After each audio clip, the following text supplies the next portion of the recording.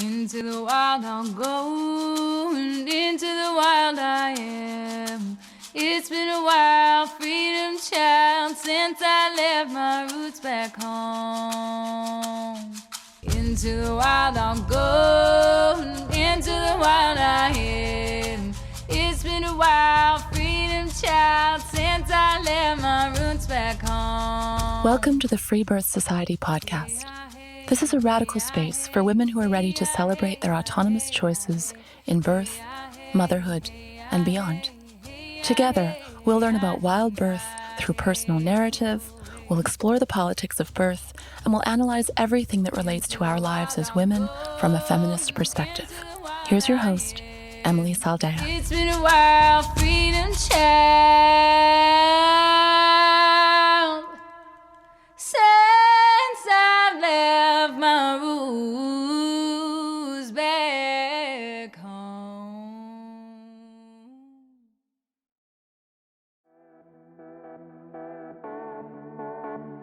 It's Black Friday! All weekend long, enjoy 40% off each and every one of our static courses, including the complete guide to free birth. And we aren't done. This year, I'm including our private membership in the deal as well. Apply this weekend and receive 40% off the annual price for life. Go to freebirthsocietycourses.com to apply for the membership and check out our course catalog. Happy shopping!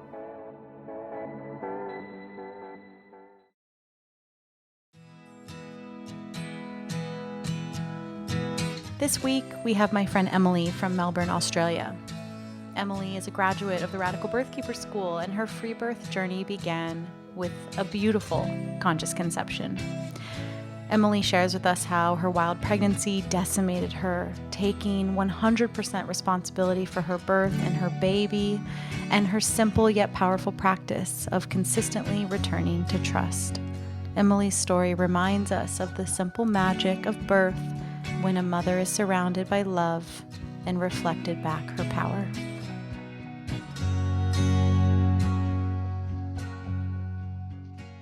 Yeah, okay, so I'll start from the start.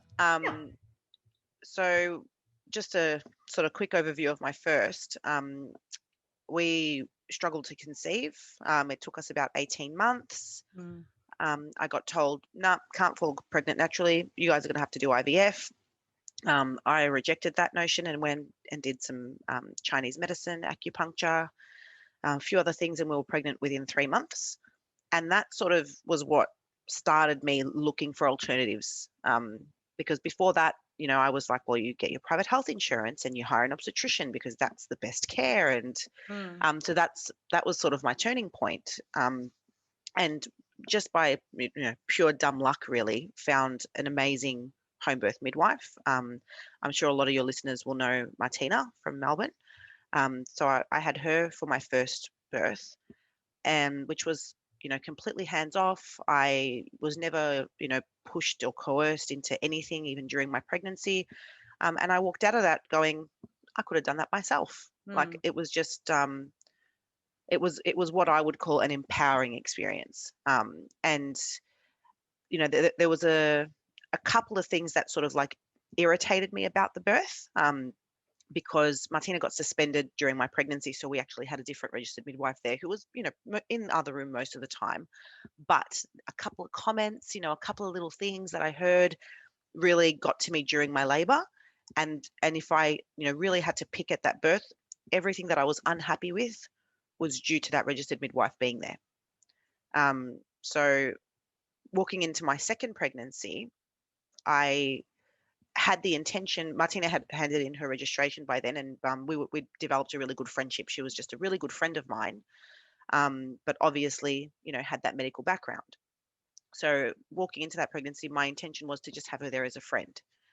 And the more I sort of sat with that and thought about it, the more I realized that just having her in my space was an intervention, because even though I knew I could do it on my own, having her there would mean that I would turn to her in my moments of crisis. I'd look to her for reassurance. I'd look to her for guidance. And, I really knew I didn't need that. And I really wanted to have the experience where, I was fully in control of the situation, and it would I actually felt it was going to be protective for me, because I would really need to be in tune with my body and need to be in tune with my baby, because there was no one I could outsource any of it to. And it sounds like you realized that she couldn't be there as a friend. That like wasn't a real, it sounds like you really investigated what was underneath that, right? Because it would have been very particular of why her and not a different friend.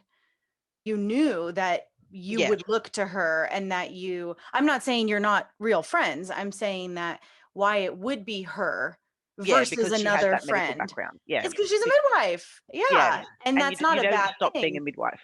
Yeah. But it sounds like you just really like called yourself on that and investigated it. Yeah, and I had that discussion at length with her as well, because like she understood that that was a possibility in my labor, and she's like, well, I'm just going to be reflecting that back to you. Mm-hmm. And I was like, but I don't want to do that in the first place. Mm-hmm. That was my, yeah, that was the reasoning for me to not do it. And it actually, I think, played out really well in the birth. So yeah, it was definitely the right call for me. And So at what point in your pregnancy do you cut like you weren't like registered with her because no, she was like unofficial, right? So at what point do you realize that you don't want her present at your birth? I reckon it was probably at the maybe 6 or 7 month mark. Mm-hmm. Yeah, it was probably around then that I said, like, yeah, no, this is how I'm going to do it. And yeah, it was good. It kind of just solidified in my mind what I wanted my birth to look like, Mm-hmm. because that kept sort of shifting during my pregnancy, and then from there and on, it became a lot clearer for me. So what was your pregnancy like that second time around? What choices did you make differently? You got pregnant in the school. Yes, so I experienced a miscarriage just before the school started, Mm-hmm. and that was sort of the catalyst for everything, really, because Martina was with me holding space for me when I was having my miscarriage, and I was like, I want to do what you do, and I want to support women, and da da da da. And she was like, well, you can. And I was like, what do you mean? And she was like, have you heard of Freebirth Society? And that's sort of what got me. Yeah, before that I'd never even heard of you guys, and that was sort of what led me down that path to begin with. And then I think it was only a few weeks before the school really started, so I signed up, and off we went. And then yeah, I had the miscarriage. I had a period, and then we fell pregnant that month, which was, yeah, pretty much the beginning of the school. And it was, I didn't have the wording around it at the time, but it was what we're calling a conscious conception. It was so cool.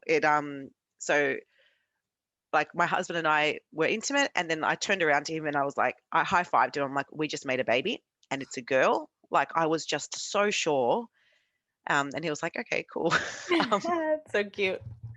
and then he went away camping or something. And I remember 10 days later, I was like lying in bed, and I had this vertigo, like this like sort of like overwhelming like dizziness feeling sort of hit me. And straight away my head was like, oh, implantation. And I started doing pregnancy tests like a crazy person the next day. And of course they're coming up negative, because it was like a little too early. And I'd throw them out, I know I'm pregnant. I know I'm pregnant. And in hindsight, I don't know why I needed the test to tell me that I was pregnant, because I was so sure. But then a couple of days later, I did get that positive. And that was the only, routine prenatal testing, anything that I did for that pregnancy. I I had the intention to have a completely wild pregnancy, with the caveat on that if I felt like I wanted to do something, that I was going to do it. Like, I wasn't being dogmatic about it or anything. And I think that's important to say, though, because so many I people are like, oh my God, it's so irresponsible, and why do you hate medicine, and all that crap. And I'm like, like, Western medicine is absolutely life-saving in an emergency. Pregnancy is not an emergency. Right. People want to reduce our choices to like childish. Mm, That it's egotistical, that it's what's the word, like hard-headed. like, we're being rebellious children. Mm-hmm, And exactly. it's not that at all. Oh my God. Um, It's so rude. And I really take issue with people saying that it's irresponsible, because I think it's actually the exact opposite of that, because I am taking 100% responsibility. I am taking all the responsibility. I'm not outsourcing any of that to a test or a person or anyone else. I am responsible for my body and my baby. And that sentence is just so matter of fact to me, but that's so radical for other people. Totally. I'm seeing it like, I'm still relatively new to birth work, but every birth trauma debrief I've done with someone, or every woman that's come to me for a subsequent pregnancy, it's because they had a shitty experience the first time and they've had that trauma and they've gone, surely there's something better. And then they start to look at their decisions. Whereas before, it's just you get caught in the riptide.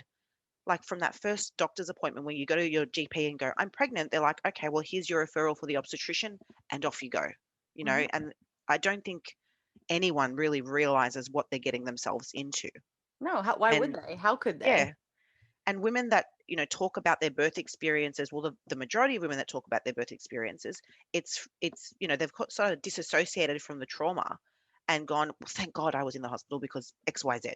And so we don't even have the stories of other people to warn us, because their perception of what's happened is so skewed. Totally.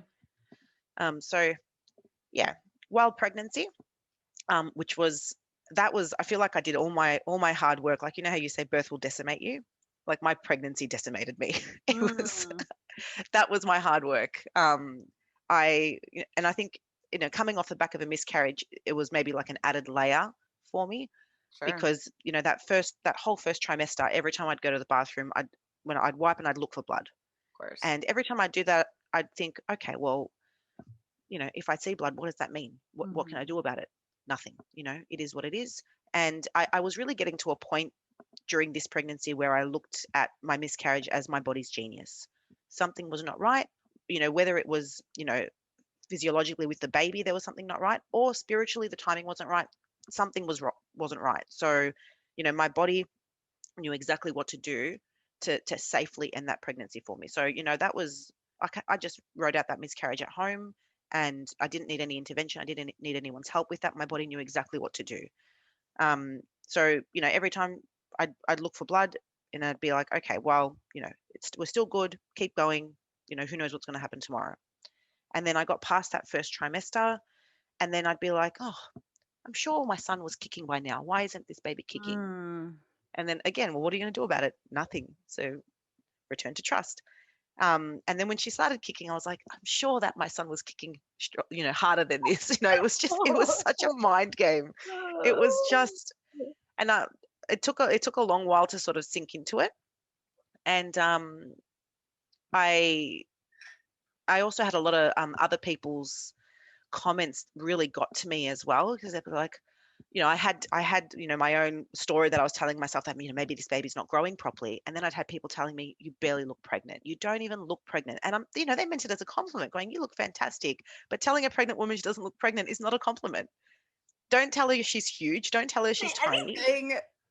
Literally, you are glowing, you look great, that's it, you're glowing. Or leave it at that. Or you don't have to comment on her looks.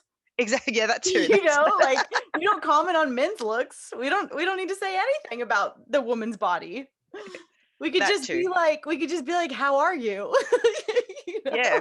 And the answer will probably be, I'm tired. Yeah. Good Lord. I'm tired of everyone talking about my body.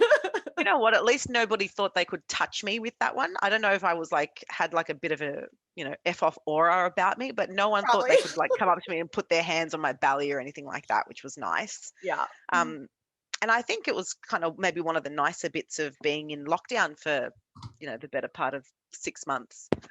I did sort of just stay in my bubble more than I probably would have, because I'm, my nature is to just sort of be out and socialize and get on with life and whatever. And we kind of just we were forced to slow down a lot last year, which was kind of nice in hindsight. And we'd been working from home since Feb last year. So I had me and my husband both at home full time with our toddler.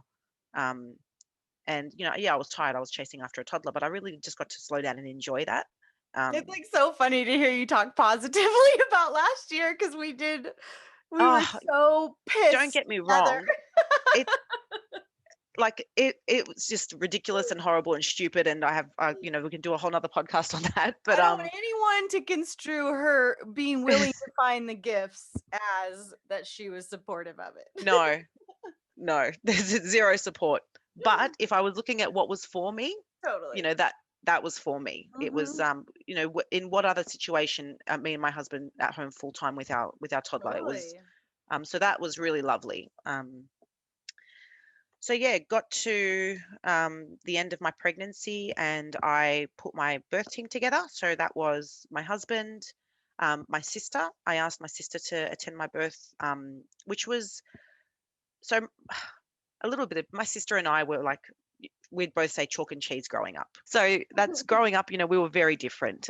She made very different choices with her pregnancies, had, obstetric care and, all that stuff. And, kind of woke up very quickly with the Rona narrative.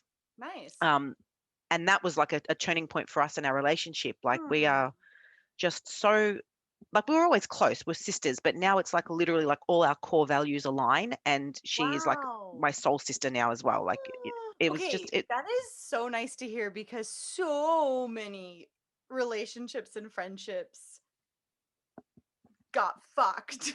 Oh yeah, we had that too. With a lot of friends Totally. I don't even can't even call them friends. But that's so nice. What a gift of discovery with your own sister. Wow. Yeah, and my whole family as well. Like my mum and my dad, like they all sort of woke up to it really quickly, and Nice.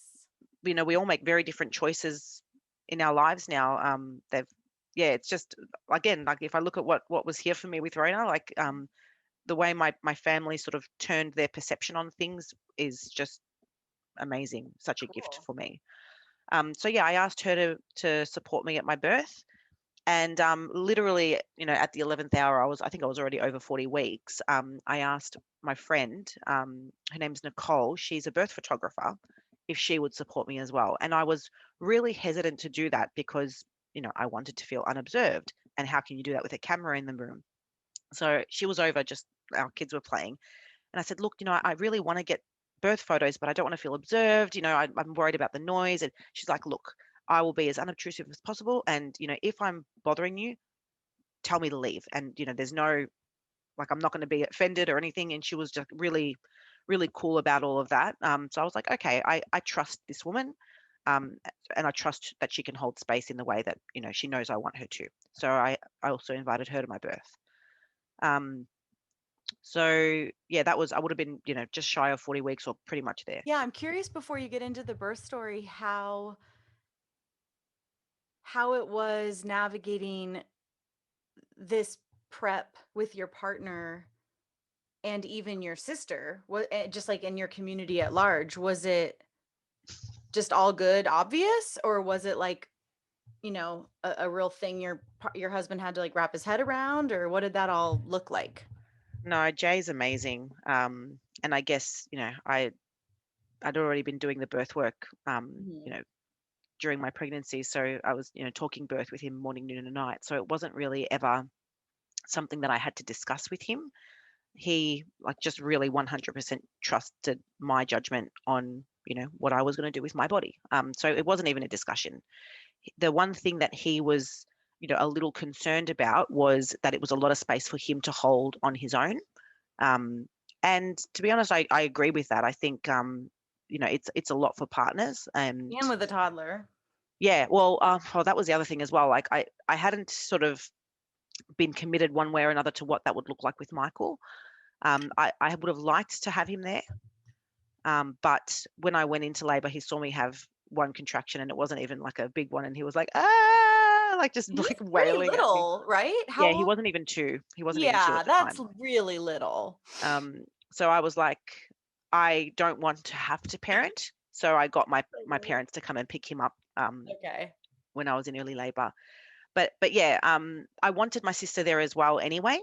So that was easy, and that sort of put Jay's mind at ease, because he's a planner. Yeah, like that's his, like even by trade, like he's a very planny kind of person. And he's like, what if you want me to hold your hand, but I need to go and fill up the water in the pool or something? Like, he's like, I can't be in 2 places at once. Mm-hmm. So having Susan there was solved both our problems. And with your sis, was it like, yeah, totally, I got it? Or was it like, oh, No, she was great. And so she had your typical first birth in the hospital, epidural, vacuum extraction, all of that, and then had a really unnecessary C-section with her second. mm, Um, but I'd, spoken to her at length about her pregnancy and her birth, and she understood that that didn't need to happen, but she didn't carry any trauma around it.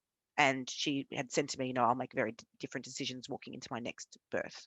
So I was confident that she wasn't going to bring her baggage into my space, and she could just hold space for me as a sister. And I can't tell you how beautiful it was having her at my birth. And it really solidified for me that women supporting women at birth is just how it's meant to be. She was just, and my first birth she's ever attended, yeah, other than her own.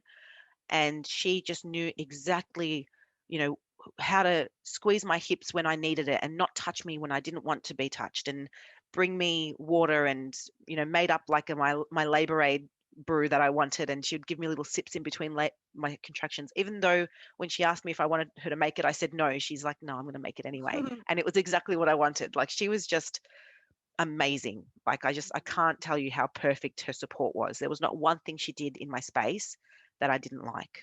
wow, Like, love it. I mean, she this is just knew women's exactly what to do. right. And she wasn't obligated to some rules and regulations, and she wasn't bringing a bunch of her shit into it. And it was a true act of love and service and devotion to her family. Yeah. I mean, that's as good as it gets. Yeah, and I think like it was a lot simpler than people really realize. Mhm. Like, it's just like you said, it's just an act of love and devotion for your family. Like, it doesn't need to be complicated.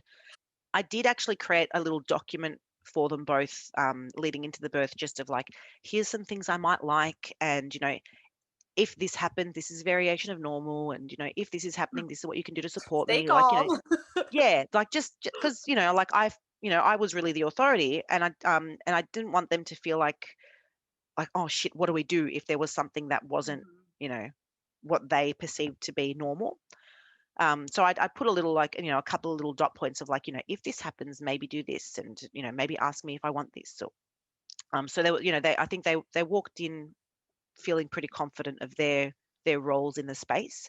And I have to find the wording, but I said, like, I want you to understand that there is no responsibility on you as a care provider.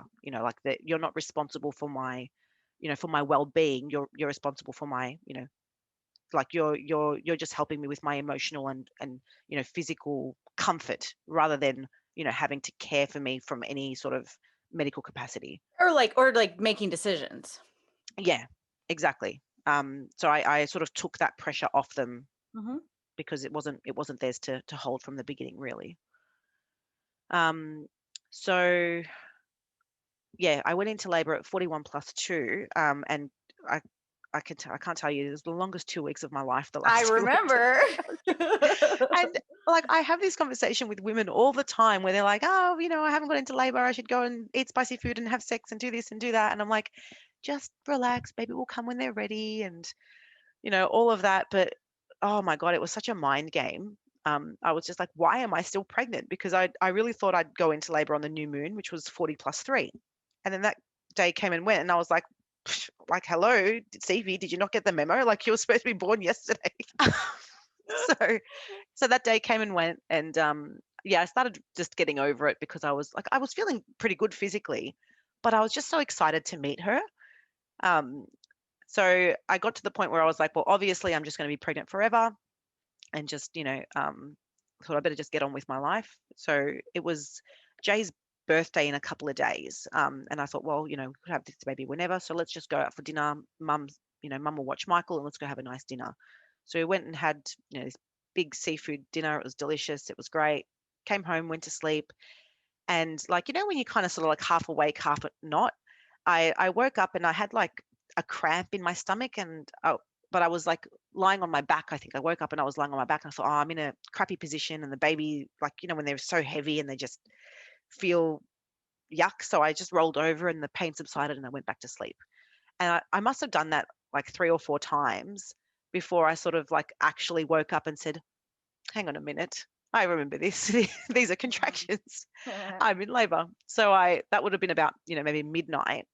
And I sort of woke Jay up and I'm like, I'm in labor, go back to sleep. So yeah. No big deal. Yeah. So and I slept as well, and I would sort of like wake up, have a contraction, fall back asleep because they were, really manageable at the time. And I think I did that till maybe like 3:30 in the morning. And then they became, to the more uncomfortable to the point where I was like, well, no, I can't sleep anymore. So I thought I got up, had a shower, did my hair because, I'm going to have a birth photographer. So I thought I'd better wash my hair.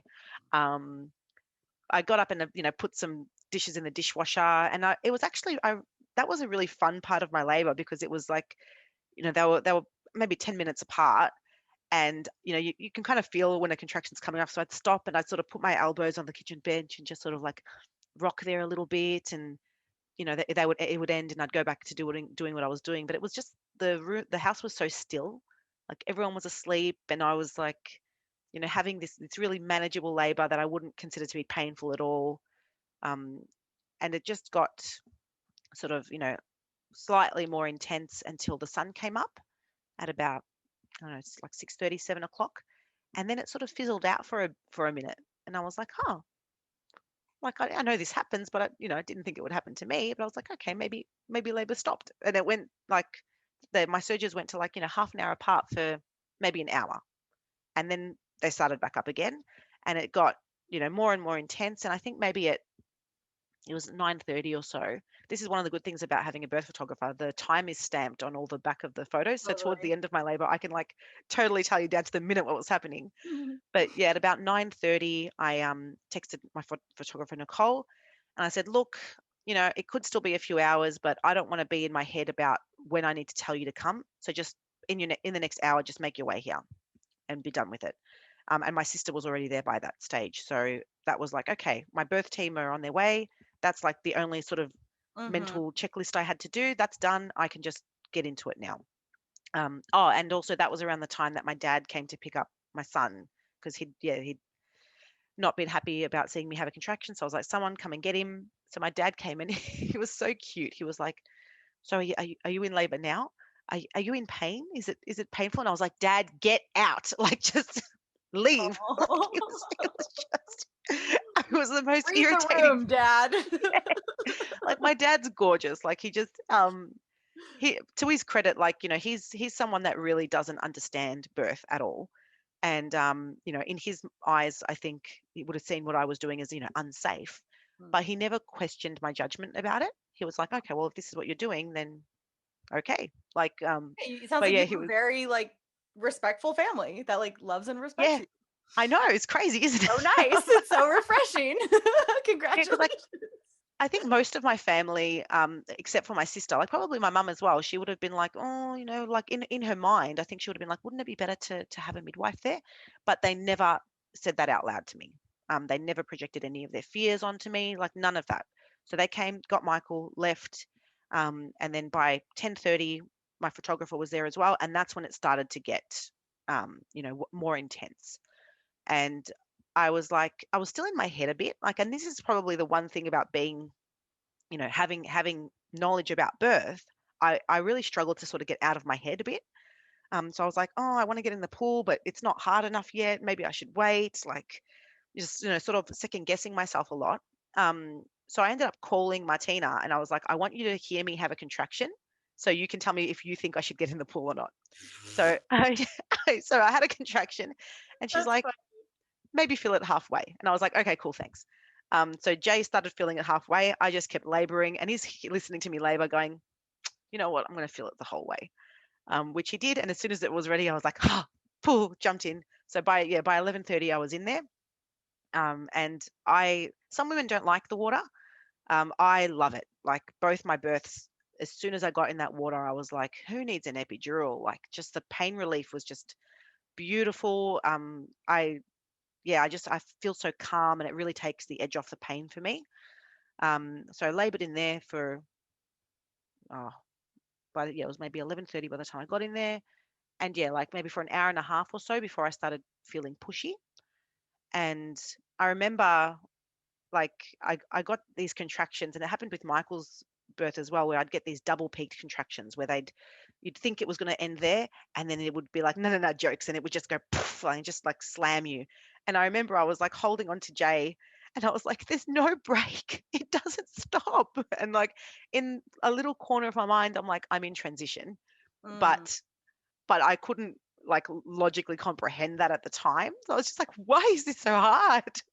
And then started feeling pushy. So I was like, and with Michael's birth as well, it was the same. As soon as I started feeling pushy, the like this is too hard bit just melted away. Like that's like I don't know if it's like that surge of adrenaline that you get or what, but I was like, oh, Oh, and okay, it's like cool. the light at the end of the tunnel. Yeah, like let's have a Like, baby. Like oh, finally. it makes it so much easier. Mhm. Um, yeah, I started pushing, I'm pushing, and I put my finger inside and I could like just feel the top of her head, and I was like, oh, there's a head. Like this is great, and continued to push, with my body. So like how like it's not fetal ejection reflex, like my body is pushing, but I was like pushing with it, and I did that for a good half an hour, and her head did not budge, like just didn't budge. And this was exactly what was happening with Michael's birth, where but obviously I hadn't checked myself in that birth, and no one had checked me at all. But I'd had these involuntary urges to push, but I had like no pressure in my bum. And the midwife, this is one of the things that like in hindsight had annoyed me. She was like, Mm. "Don't push, just try and breathe through it." Ugh, yeah. Thinking that I wasn't fully dilated. Mhm. Um, so I was like working against my body with Michael's birth, and it made that transition phase where I was having these horrible double peak contractions last, it's probably a good hour and a half. Mhm. Whereas with Stevie, it was 10 minutes, and then it started feeling pushy and I went with it. So this was like the turning point where I could tell her head wasn't descending, but there was no one there to tell me what to do. So I was like, well, what do I think I need to do? And what I thought I needed to do was get out of the pool, which is like huge for me because I love the pool. Didn't want to get out, but I was like, no, you have to get out. So I got out of the pool and I squatted on the toilet for a little bit. And I was holding onto the bathroom sink and sort of like really doing a really deep squat. I was on all fours on the floor, and just those different movements really helped her to just drop down. Like I stood back up and like she just dropped. And I was like, oh my God, like she was just coming out after that. And I was like on the edge of the pool and I could feel her, like it felt like she was crowning. And I was like, oh my God, this is so intense. How do people give birth on land? And I literally just like dove back into the pool. I wish I had it on video. Like literally I would have like into the pool. And she was born less than 5 minutes later, like once I was back in there. And that was like, that was exactly why I needed to have this birth on my terms without anyone else there, because I was like, well, what's my body telling me? And my body was telling me she was just, I don't know, maybe she was like a little off center or something, but no one can see, but I can feel it. So Mhm. I had to move with my body. And Well, and when you have to find your answers, it opens up a whole depth of your own inner knowing that otherwise doesn't have to get opened, yeah, and which is exactly that point of you, like, you would have, and there's nothing wrong with doing this, but you would have looked up to your midwife friend and been like, what should I do? And there's nothing wrong with that. The only thing is that lots of us are really interested in what would happen if we didn't do that, right? yeah. And also I really feel like it can and does hinder the process, because like again, obviously, it's a first birth compared to a second birth, but I can see, and maybe it's a story I'm telling myself, but just like I'm deducing from my birth experience, that it actually made my labor with Michael longer, because the advice that I got, I think, did draw out that process a bit. Whereas I think if I had just gone with my body and pushed, I probably would have had him sooner. I don't know that for a fact, but just comparing the two experiences, that's what I think. And Mhm. also obviously, midwives, birth keepers, whoever, they can give you advice based on their experience, but they don't know the answer. They're going, well, this is what I think you could try, but it's not necessarily the right thing to do. And I like with Michael, my whole labor, I couldn't tell you if he moved. I couldn't tell you what was going on with my body. I just was not in tune with my body because I had that external authority there to rely on to tell me that everything was okay. Whereas, with Stevie's birth, I was so in tune with my body and with her the whole time. Like I was so aware of when she was moving and that she was okay. Like I never had, a time in my labor where I was like, oh, are you okay in there? Like, she was communicating with me, throughout my labor, little movements, little kicks going, oh, okay, we're good. We're doing a good job. Keep going. Um, and that was, probably the biggest difference for me was how in tune with my body I was second time around. Whereas I just didn't have to be with my first. I kind of outsourced that responsibility. Mhm. And that's kind of that interesting crux of like, is it possible to have an attendant and not outsource? I don't think so. I think you're always, even if it is a doula or something, I feel like you're always outsourcing something. Like even, just having Susan and Jay there, I was, outsourcing a level of my comfort to them, going like, I don't want to have to think about water. That's your job. You give me water when in between contractions. Like you're always outsourcing something to people in the room, but that's fine. Like we don't, we don't all need to birth, in 100% isolation on our own. Like Yeah, that'd be we weird. we want support, and Yeah. that's fine. It's just what, how does that support look, and what support exactly do you want? Um, so yeah, I think we're always outsourcing something, but that's fine. But like you and I are both radical birth keepers. And so that's like a really important conversation, right? To that obviously a lot about the school is about that. Like how do you as the attendant hold that space and nourish a relationship that isn't hierarchical essentially? And when you were saying like a midwife or a birth keeper like can't know, it's only their thought. I don't know, I thought like, yeah, I guess ultimately at the end of the day it is just their thought. But I often feel a deep sense of knowing when I'm in a birth space. Like I just know what to say, what to suggest, what to do, what not to do. And it's obviously possible that that's not correct or whatever. But sometimes there is like a real synced up psychic knowing, but I think it is contingent on having established the first principle of non-hierarchical, mother's the authority, you know, all of that. And it really takes the whole room doing that tango really well to get to that. You know what I'm saying? Yeah, well, Martina said this once. She said the way she likes to operate is to guide without leading. And I've Mhm. really taken that on board as how I like to operate in the birth space, where I'm never the authority and I'm never leading the woman anywhere. But if she looks for guidance, then I can, give that. And then, but also at the same time, like I can give my guidance, but she may go, well, no, I don't want to listen to that. I can keep doing what she's doing, and that's fine. Totally. Like, I've, if a mum's laboring in the pool and I think maybe it's, a little bit, that we've still got a little while to go, and she'll look at me going, what should I do? And I'd be like, well, what do you want to do? What do you think? And in my mind, I'm thinking you probably need to get out of the pool. And she'll be like, I think I should get out of the pool. And I'm like, maybe, okay, maybe do that. Um, but at the same time, if I had said maybe you should get out of the pool, she'll be like, well, no, I don't want to. And I'd be like, cool, keep doing what you're doing then. So like, we can give our advice or our perspective on something, but at the end of the day, if the mum doesn't want to Of listen to course. that or it doesn't resonate with her, then you just keep doing what you're doing. Yeah, so she was born 5 minutes later, and like you can see on my Instagram those pictures of me picking Mm, her up out of the so water. good. God, I just like that moment. I cannot describe it. Like it was just the most beautiful moment. Like because I knew her, for nearly 10 months. Like I already knew her.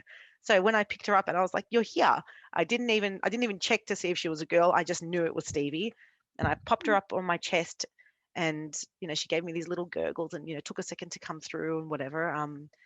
And then it was probably like maybe a couple of minutes later where someone was like, do you want to check and see what it is? And I was like, of course it's a girl. They see it's Stevie. And yeah, we stayed in the water for, I don't know, maybe 10 minutes or so, and then hopped over to the bed. And I had a bit of like, there was a bit of a gush of blood when I was like in the pool, because the pool was like clear, except, oh, well, she did have meconium in her waters when my water released, but that was never, like, it wasn't even an issue for me. Like, I didn't even know she had meconium until I looked back on the photos. Um, but yeah, the water was, relatively clear, and then there was this little gush of blood, and then all of a sudden the pool was red, but it was like in the back of my mind, I was like, oh yeah, it's my placenta. Um, and yeah, it was probably only like maybe 15 minutes after the birth, I was on the bed and I was feeling like a little on edge. And I remember feeling like that in my first birth as well. And I was like, I just want to get this placenta out. And honestly, that was probably like the most fun part of my birth, where I just sort of got up on my hands and knees and I like pushed and I gave my own cord a little bit of traction because I could tell it was already released, and just like delivered my placenta. And I felt like such a wild woman doing that. Like, I was just like, it was just really primal for me, and got that placenta out and I was like, birth is over. Like, it just felt so good to have it done. And then like have it done and have it done all myself. Like, didn't need anyone's, help in that whole process. It was just so powerful. And that was the difference between my first birth and my second birth. My first birth I found empowering, because I felt like the experience sort of gave me power, whereas the second time around, like, I took my power. I didn't have anyone there that I could even give it away to if I wanted to. Like, it was me from start to finish. And it's completely changed the way I, I mother. It's changed who I am as a wife. Like, I'm so confident in my own abilities as a mother. It's just, and I did a post about this the other day where, like from our own birth, all the way up until our pregnancies, they're sort of slowly chipping away at our intuition and our ability to, discern what's best for ourselves, just chipping away, chipping away, chipping away until we, become parents ourselves. And then, we need to look to authority to tell us, like, is our baby okay? Like, look at the pediatrician and the maternal health nurse and all those other people to tell us if we're doing a good job and, is what we're doing okay? And Whereas, it's even weirder that it's strangers. Like, yeah, it's not even our own parents and sisters who love us. It's like complete strangers. complete strangers that obviously care about your baby more than you do That's and know so what's best for them. Like, hello. and I've never even had, and mind you, like, Stevie was, like a normal size, but she was small. She was 2 weeks. I carried her 2 weeks longer than Michael, and she was a good 300 grams smaller than him. So for a 41 and a half weeker, she was 2.95 kilos. I'm sure if I was in the system and I'd had a scan somewhere towards the end of my pregnancy, they would have been like, oh, she's a little bit small. Maybe we should induce you, or What is whatever that shit in they would have told me. pounds? I'm gonna be so American right now and not know. Tell me the Oh, grams again. I'm gonna look it up. 2,950. Wait, what's the So in grams or in kilos? in In kilos? grams, Sorry, in kilos. 2.95. 2.95 kilo to pound. 6.5. Okay. So, I mean, not weird. No. So she was like, a normal, Six and a yeah, half. 6.5 pounds. Yeah. Mhm. So, she was a normal size, but Totally. compared to Michael, she was a lot smaller, considering I carried her 2 weeks longer as well. And I had the littlest placenta. Like, it was just so tiny, completely healthy, Really? but it was just a really little Like a placenta. little tiny Yeah, just a disc. little like this for my Oh little baby. my god. But, complete healthy placenta, healthy baby, just Totally. small. And throughout, like, so she does have a little bit of a lip tie. Um, and the only reason I know that is because we've had a little bit more of a challenge breastfeeding than I did with Michael. So I did check. But yeah, her latch wasn't great, but she extracts the milk efficiently. I'm not in any pain. She was gaining weight, albeit slowly. So I was like, well, there's not a problem, so don't create one. So I just kept Totally. going with it. But if I had the maternal health nurse there, they'd be going, Oh, she's not yeah. gaining weight as quickly as she should be. Da, da, da, Stress. da. And yeah, and it was a bit of a mind game for me as well, because I was weighing her in those first few weeks, and I could see she wasn't gaining weight anywhere near as quickly as my son was, but she was gaining. So I had to sit back and go, why am I weighing her? Mm, What's this achieving? It's creating a little bit of stress for me. I look at my baby and I go, well, you're healthy, you're vibrant, you're not lethargic, you're thriving. So I just stopped weighing her. I right. just, because there was no point. She's 4.5, or yeah, just over 4 months old now, and she's, a little chubber. She's got like her thighs look like croissants. She's completely healthy, but she's a little baby, and that's just her. Sure. It's a different baby. She's just petite. And I'm 100% confident that she's healthy. But if I had, some sort of authority that was checking in on me, they'd be telling me that she was small. If I put her on the And percentile somewhere, she's totally. probably low. And you're comparing to the one other Yeah, experience you've had, which of course is our nature to compare. And there's only so much information to be derived from that, So yeah, that's so wise of you to be yeah, like, oh wait, this is actually just more stress than it's worth. yeah. It just wasn't. It wasn't actually helping me in any way. Mhm. And like, I guess I had this probably again like a story of like, how much weight babies should gain, in those first few weeks, like even per day. And like there was probably a good few weeks there where she was only gaining maybe like 10 or 12 grams a day, but she was gaining and she was healthy. So I'm like, well, that's obviously your normal. Like, we'll just keep going with it. But yeah, I think it's probably a combination of her being just who she is. She's just petite.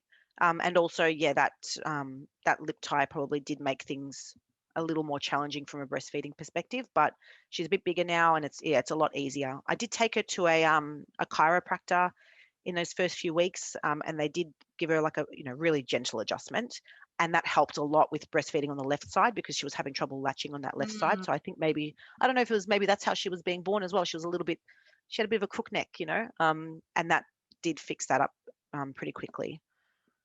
So yeah, it's been just the most amazing few months. She attended her first birth with me when she was 2 weeks old because I had a Whoa. client go not long after me, and that was awesome. You felt up for that? Your vagina Yeah, felt up for that? I felt great, honestly. With After Michael's birth, I felt like I'd been hit by a truck for the Mm. first couple of days. Like, just my body ached, it's like I ran a marathon and then lifted some weights afterwards. Like, every muscle in my body was like, oh my God, this was hard. But with Stevie's birth, I felt so great. And also, like, I attended a birth, yeah, but I had a really beautiful, really slow postpartum other than doing, that birth work. My mum and my sister just are amazing. I had a chest full, like a deep freezer full of food.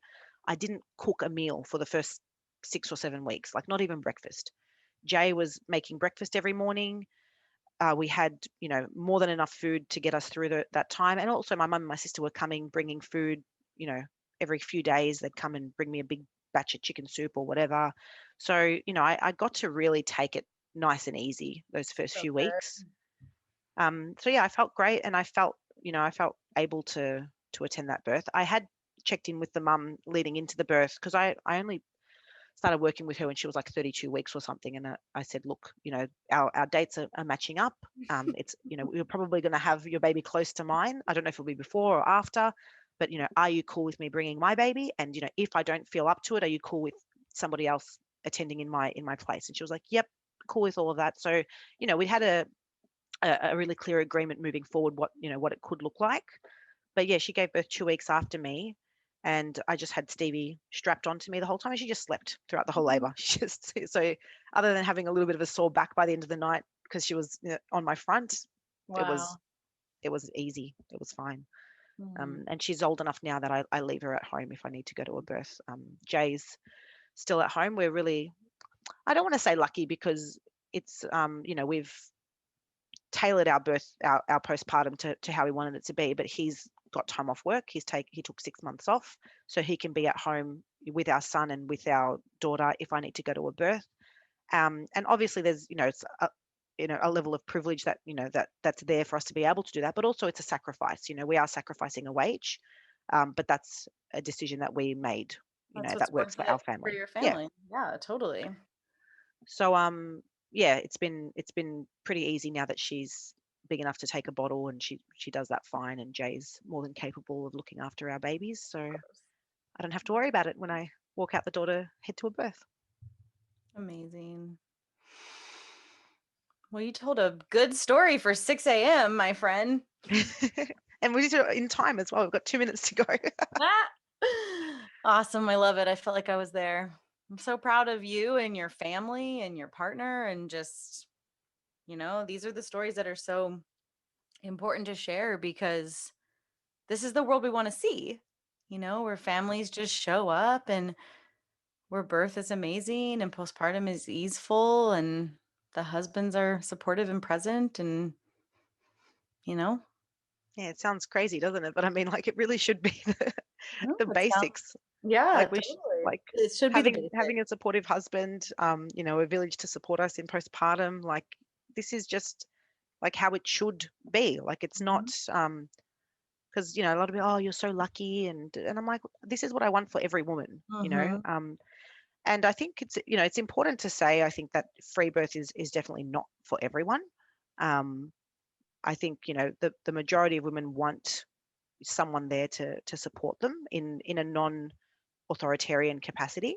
Um, but I think that for me, that was exactly the experience that I wanted and needed, and it's really shaped the way I approach birth with my clients as well.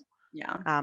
Because like my perspective on birth now is that, like, obviously, I think birth is as safe as life gets. But I think what makes it safe is the woman knowing her power and being confident in her abilities, and you know taking that ownership.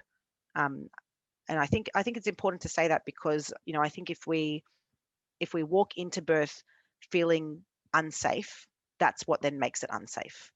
And my experience, like my own birth experience, sort of solidified that in my mind, that what keeps birth safe is that we trust it. And like for my birth, like the fact that I trusted myself kept me safe. I So should also good. mention as well, I don't know if I told you this when we had one of our reunion calls, but I did have a moment that first time that I felt Stevie's head. I had a thought. I had a moment where I was like, that's a cord. Like, because you know how their head's so squished, and it was like got the little lump on the, like, I felt it, and it felt so much like a cord. And I was like, and I think Yolanda had the same thing in one of her births.